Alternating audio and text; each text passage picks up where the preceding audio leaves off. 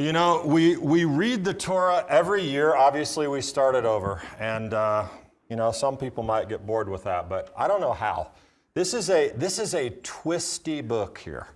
We've got so much going on, from creation and talking beasts. This is what we've already covered. Floods, we had an ark, we have covenants, we have cities destroyed, we have wives turned into salt.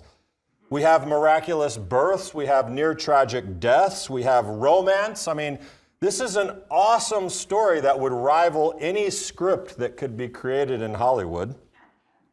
And, you know, the bottom line, though, is more and more, maybe it's the older I get, maybe it's the more I teach, but what we see in the Bible, obviously it's a story by God, but it's about people. That's the thing we read in the Bible. That's the connection, is, whether you think about it or not, what we're really learning from, obviously, is these people.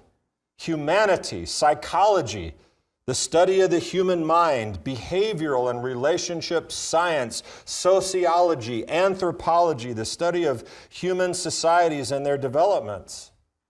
And from Genesis 1, with this cosmic creation, and then into Genesis 2, this man, and then, or Genesis 6, we get into Noah. We have cosmic creation down to family, down to man, one man, Abraham, and then now we move into the expansion of that man, land and descendants.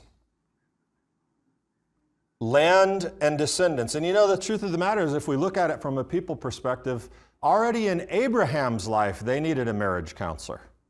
Abraham and Sarah, I mean, you had the Hagar-Sarah thing, you had the Ishmael difficulty. That was very, very hard on Abraham. And then we move into his son, who emerges as the child of promise. And we have this very strange interaction between father and son. We don't know a lot about it. It doesn't really tell us a lot about the psychology and the interaction. We're left to try to ponder that. And then there's the question between man and God, in that Abraham asking questions. He had to have asked questions. So now we move into the next big relationship crisis, maybe, his sons. We had Isaac, the child of promise, and now his sons. And that conflict begins where? In utero. In utero, there's a conflict. And man, the drama that unfolds here, the word spoken to the mom to say, here's what you need to be aware of, but obviously she didn't feel that it was necessary to communicate it to Isaac, or so it would seem at the end. Another instance where a marriage counselor could be helpful. What good couple doesn't know communication is the basis of healthy marriage, right? But we have the boys wrestling in Rebekah's womb. They come out in dramatic fashion. You have the smooth one grabbing the hairy one by the heel. And then the deception, right? The deception and the blessings and the pledge from one brother to kill his other brother. No, I'm going to run away. And I mean, it's like, wow. And one of the craziest parts, some of the best parts of this, all of these stories, is the commentary. Because it is and has been for thousands of years, Judaism trying to focus on the people, the relationships, the behaviors, the lessons that we take out of it. And man, the commentaries, asking questions, finding answers, creating scenarios. And of course, they're based on the biblical text, but it's really one of the favorite parts of my job, is to read the text straight up and then look at hundreds of commentaries and hundreds of opinions. And that's what makes Torah study incredibly special, and we pride ourselves on it at Shalom Macon, healthy pride. Listen, this is my interpretation, this is mine. Okay, I don't agree. We can find a little morsel of something we can agree on, but at the end of the day, we'll get back together next week and we'll do it again. Because we're in it together. to learn to be better people from the people we're here. I love the thoughts and writings of the sages through the ages, trying to figure these things out. Now, there is a lot of commentary that surrounds all of the patriarchs, particularly Abraham, particularly Jacob. If I could tell you the number of opinions that swirl out there about Jacob and Esau, first of all, we'd be here all day. Who's the hero? Who's the villain? Is there a villain? I mean, were they doing the right thing? Is there a heroine? Is anyone good, or did everyone miss the mark here? Because there's a lot going on. Some opinions have suggested that Esau is terrible. Esau is lower than common, as they say in South Africa. That's one opinion. And later in Jewish interpretation, you know, one of Esau's names that he gets in this week's Torah portion is Edom. Edom, he eats the red stuff. And Edom in Judaism, Esau to Edom, later on, Edom becomes what? Rome and the Gentile nations of oppression for Jews. You don't want to be Rome. You don't want to be the guy who descended Rome, who tortured, killed, maimed, destroyed the Second Temple. Rome still has a terrible reputation in Judaism. Rome, this big global picture, and it all, in this opinion, goes back to Esau, because he was a terrible person. That's one opinion. Other opinions suggest he's not terrible. He's just base, like he's just common. He likes to go out in the field and kill things, and you know, Judaism today, and for some period of time, not big fans of hunting, although if you look at the original Torah text, that's not really in there. There was hunting, there were things, but later developments and interpretations again said, nah, we don't hunt. I can't get away with saying that in the South. I'd be fired if I tell people you We'd have a picket in the parking lot, people holding up deer antlers and turkey feathers. Another view, Esau's okay, Jacob's doing what must be done. It's just life, man. It's just life. They're just doing what they do. And that's the way it is. You got to do what you got to do. We're doing our deal. This is how it needed to work out. And then there's one last, well, of the four most common, that Esau is the victim. That Esau is an innocent victim of Jacob's treachery. And we all know this one very well. It's Jacob the deceiver, right? Jacob the deceiver. And that has stuck around in some very interesting ways. It's made its way into anti-Semitism very strongly. It's made its way into Christian interpretation along the years. A Dominican friar encountered Rav Yosef on the road to Paris and said to him, "Your father Jacob was a thief. There has been no usurer like him. For a single bowl of lentils that was worth half a coin, he purchased the birthright, which was worth more than 1,000 coins. In other words, Jacob is a deceiver. He's a foul creation. He's a typical money-grubbing Jew. And it started way back. It's very strange how people find the basis for their hatred within the Bible. It happens a lot. It's happened through the ages a lot. But you remember, we're learning about people. And on the most basic level, when you read this story straight up as a story about people, families, interactions, you take away that commentary and opinion. On the plain read, this is a tragedy. It's very, very sad what happens here. I mean, the story of Jacob and Esau, no matter who Esau was, brothers should be brothers, right? Blood is thicker than water, as they say. Brothers should be brothers. Now, this isn't the last brotherly squabble we're going to encounter. Actually, we already had one. When was it? Somebody ended up dead. And interestingly, and maybe I think this might be the direction we'll finish up next week, but in that scenario, the younger surpassed the older again. Remember? Seth.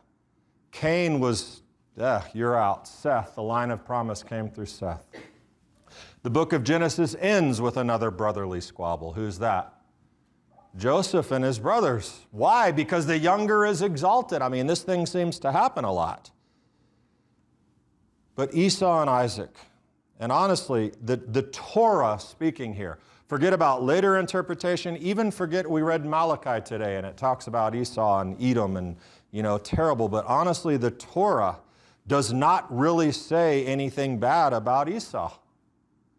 He's not really maligned in the story when you read it.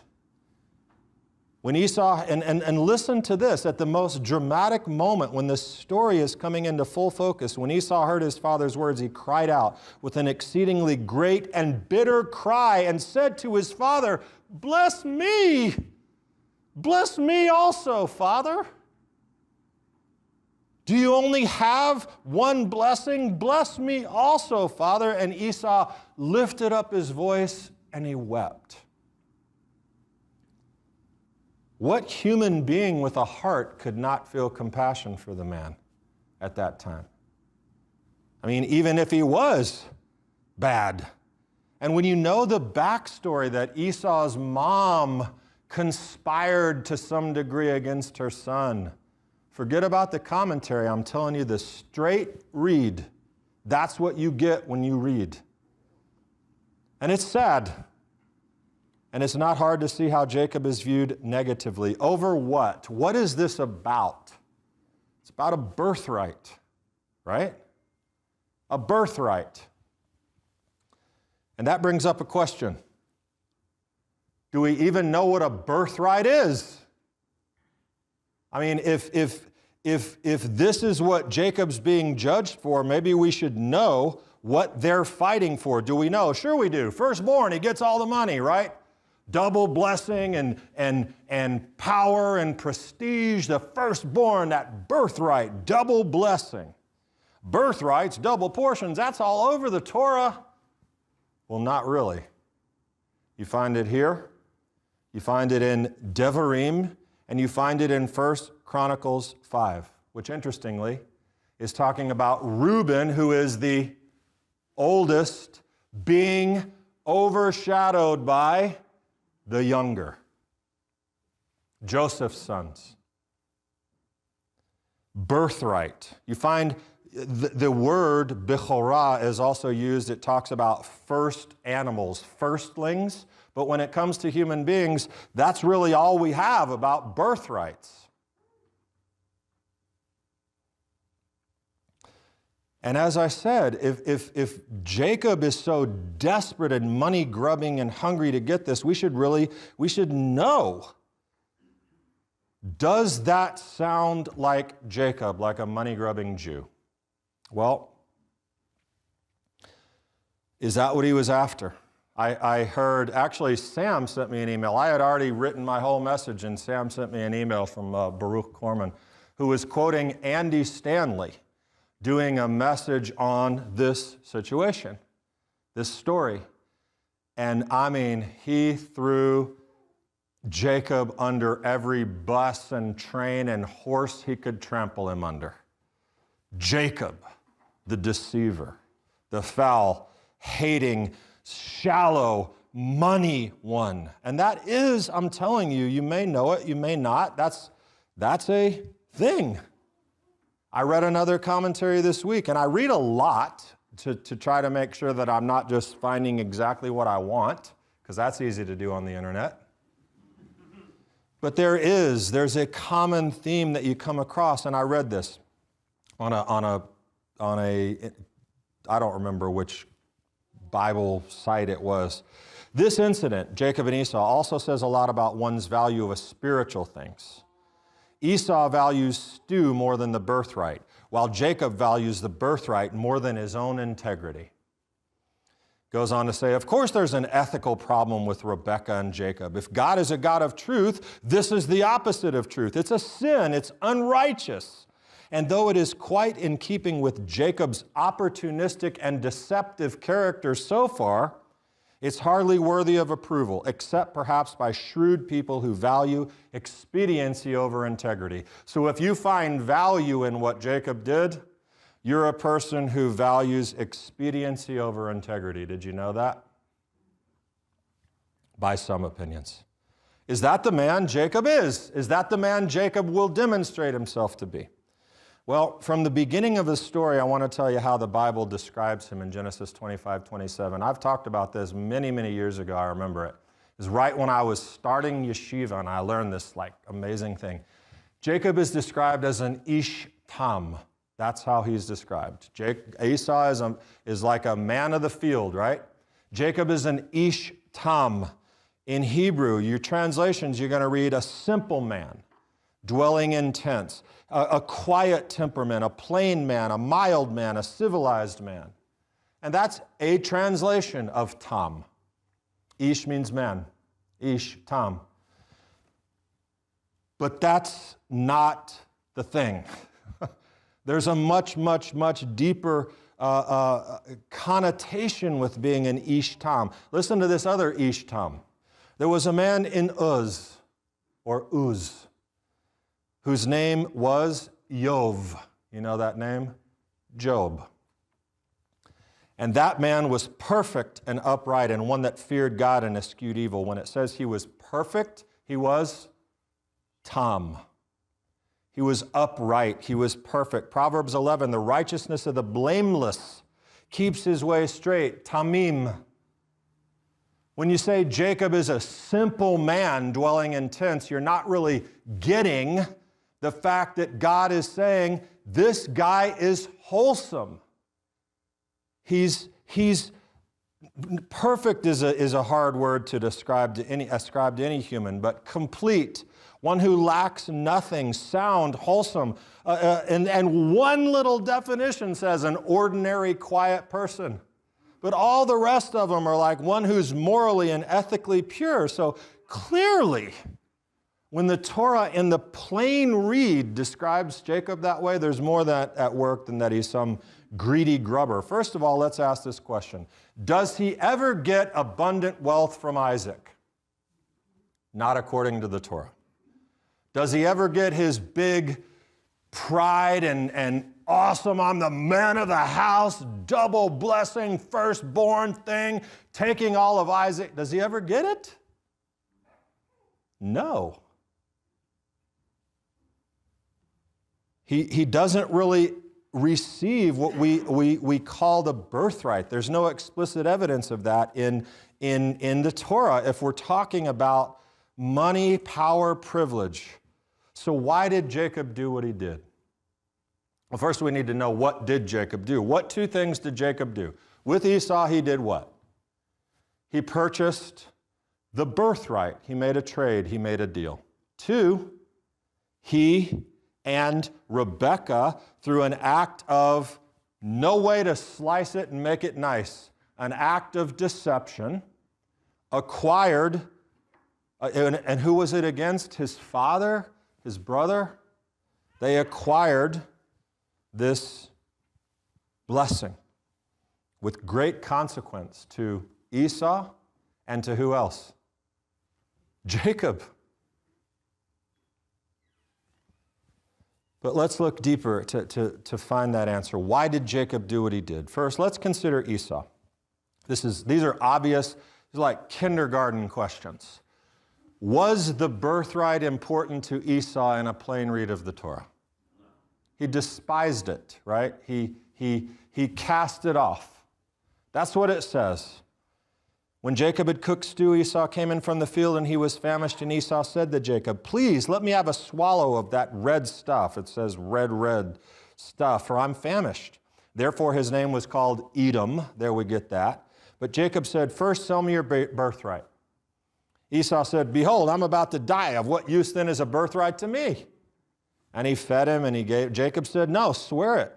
So he swore to him. He sold his birthright to Jacob. Jacob gave Esau bread and stew. He ate and drank and rose and went on his way. Thus Esau despised his birthright. Well, at least that much is clear, very clear. Okay?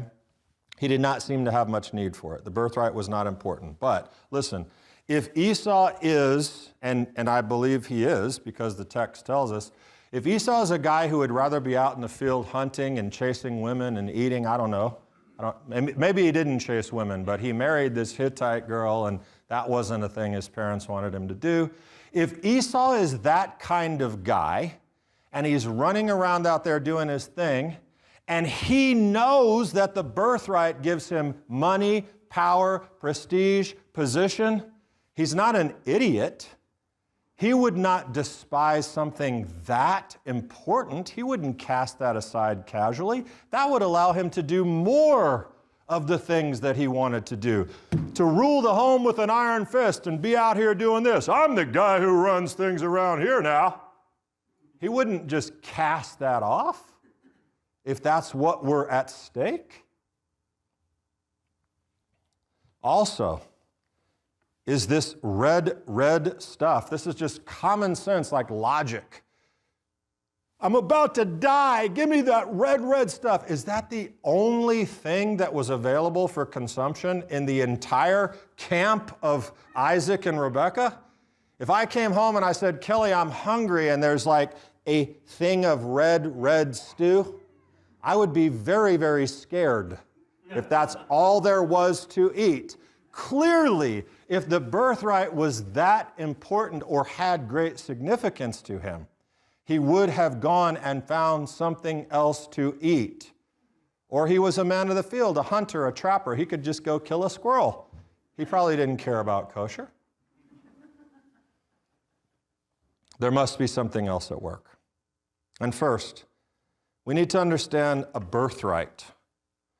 A birthright has some financial component to it. Later, when we read in the Torah about this despised son and how he's firstborn and he still gets to have a portion, you can't overlook him because you don't like his wife, or you don't like his mom, or you don't like him.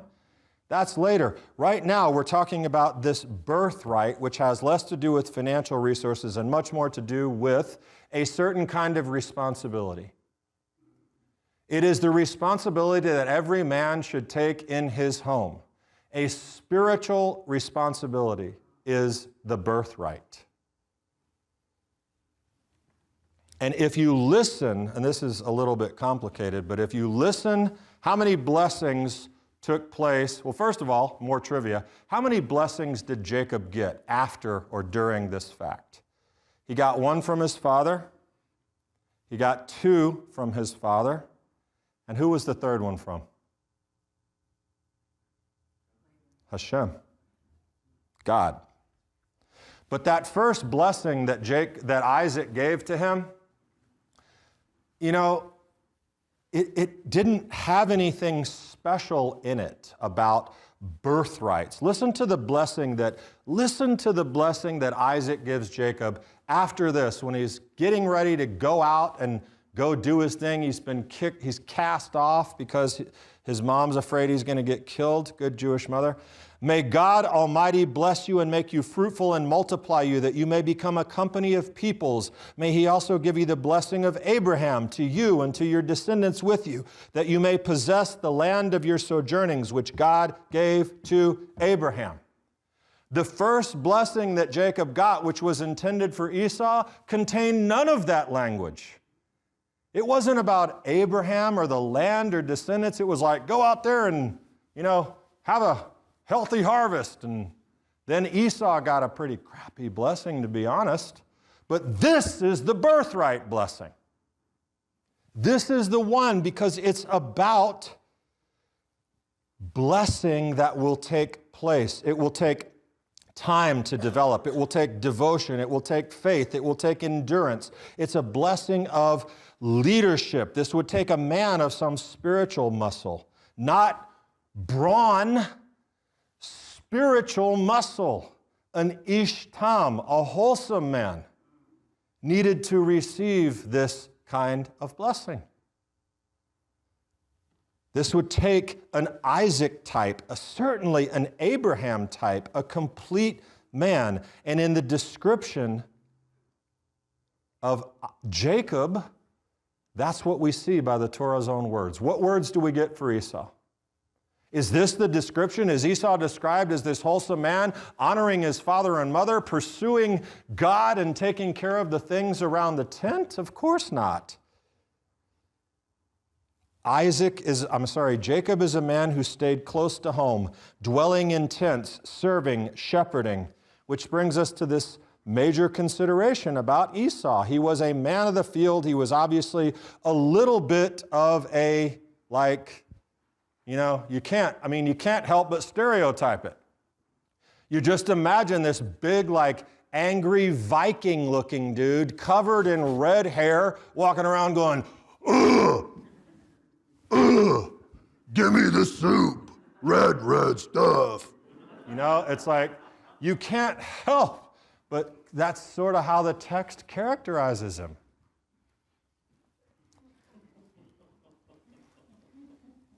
And as Ramban maintains, Esau was impetuous. He had a need for instant, immediate gratification. He was unable to see past right now and the needs of my flesh.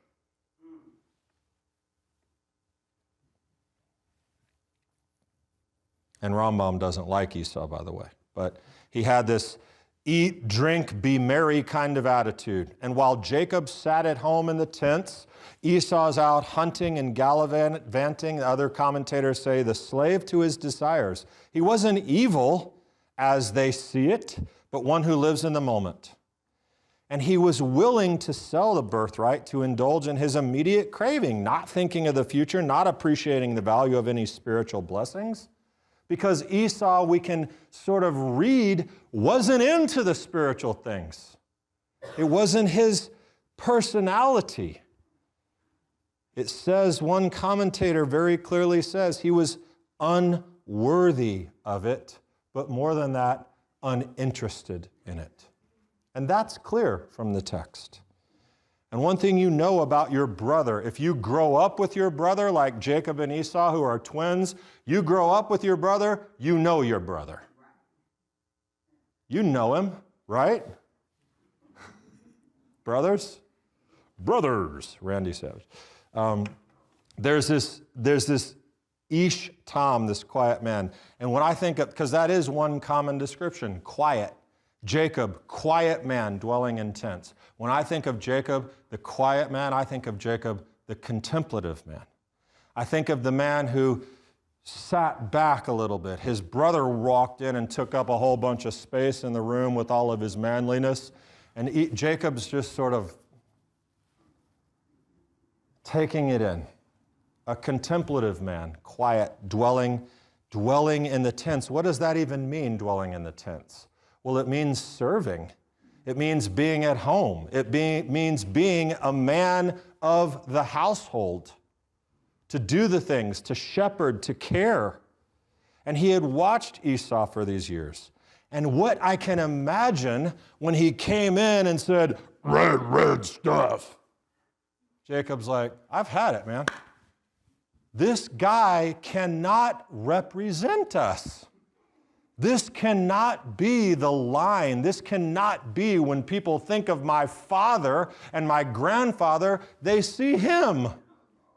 So it's like putting a for sale sign in your yard. You have no real intention of selling the house, but you say, let's see what happens.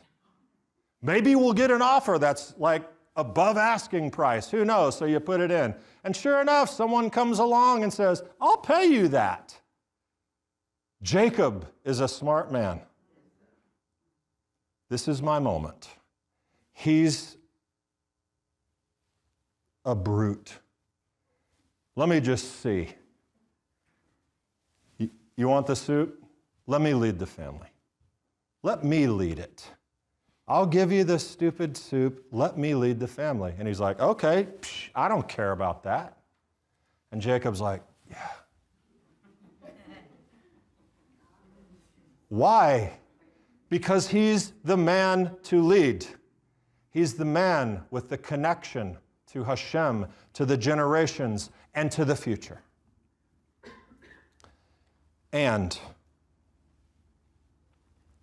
I don't know if Esau was the man who could ever serve God, even believe in God, because he lives for the now. And we evaluate Yaakov's actions. And we realize that from this, and there's a lot more that happens after this, but we're talking about the birthright, the initial thing. From this you can see a spiritual insight that Jacob possessed, which was then confirmed through the blessing that his father gave him after the deception. And Esau's character had proved him this unworthy successor to Abraham. It wasn't about money. It wasn't about, well, it was about, just like his grandpa.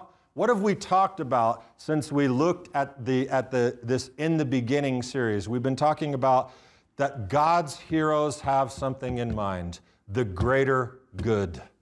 They see beyond the now, they see beyond themselves, they make sacrifices, they do things for the greater good. Abraham, leave your home. Abraham, sacrifice your son for the greater good. And Jacob lives to see the greater good because he has a responsibility as an ish tam, a man to see it through. There's everything good. I even told you last week, I was like, lesson, be present.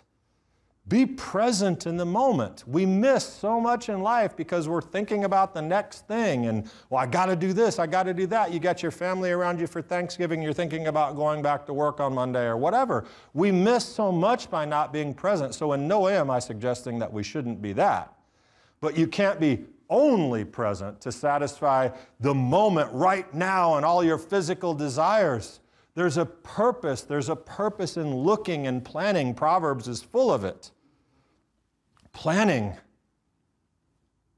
And I can't help when we begin now to think about Jacob and his actions and even the deception. I can't help but think of our Master's words to his disciples. Now, they were in a tricky situation. They were in a little bit of a different situation. But he says, because they had a mission, they had a task, they had a mind to see the future, they had this connection. And it would take a lot of commitment for what the disciples did. And Yeshua told them, behold, I send you out as sheep in the midst of wolves.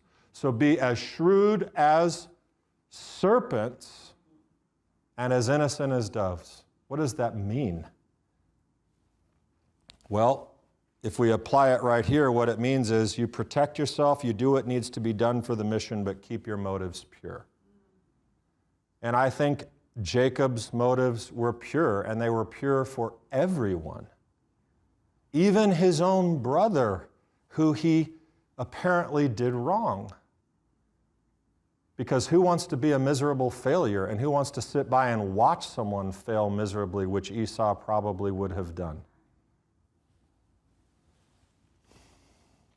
So we get a perspective on why he chose the path, and we can set aside this notion that Jacob was in it for the money, because there wasn't any money. We keep on reading and we see what Jacob's going to go through, and money and stealing and lies and deception put forth toward him. There's a reason for that.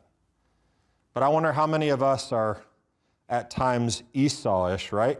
We miss the balance between now and out there. And we base our lives as disciples of Yeshua, as children of God, we base our lives on the fact that there's more than this right here, right? We have this hope. And yet much of our lives is spent in discontent and worry about, we got to fix this, all this right around us right now. This matters so much. And we lose totally the big long-term focus that God is with us. And importantly, for part 2, God's got it. He's got it. And when the going gets tough, we tend to sometimes fold or, we're going to die, give me the soup. And we miss the good plan. and we miss the next big thing. We forfeit the greatness. Because Esau's don't make good leaders. Impetuous men of the field, they don't make good leaders. Some, military commanders probably, but even military commanders are incredibly strategic. They see the big picture. They see the plan laid out. And they won't act carelessly or recklessly. If they do, they won't last long. Because other people depend on them. And they need to make good, wise decisions. Leaders have the long game in mind. And a man who lives by the sword lives for the moment, and his next meal is not who you want leading your family forward. They don't make good decisions. So Jacob had long-term vision. He didn't get a fortune from his father. He paid a heavy price. Many people say he deserved everything he got because he's a deceiver, but there's certainly more than that to see. And why did Jacob do the deceiving thing? Because that's where it really gets sticky. That's where it really gets sticky. Why did he do it? Was his next action of putting on the skin and lying? I mean, did his desire to pursue the right move cause him to step ahead of God? Well, maybe, but next week we'll look at that and think about it, and we'll go to Laban's house and we'll hear what happens when you blindly listen to your mother and you dishonor your father. But where is God in all of it? That's something we need to know for the way we live our lives and the plans we make for our future and what we are willing to do to accomplish them. Shabbat Shalom.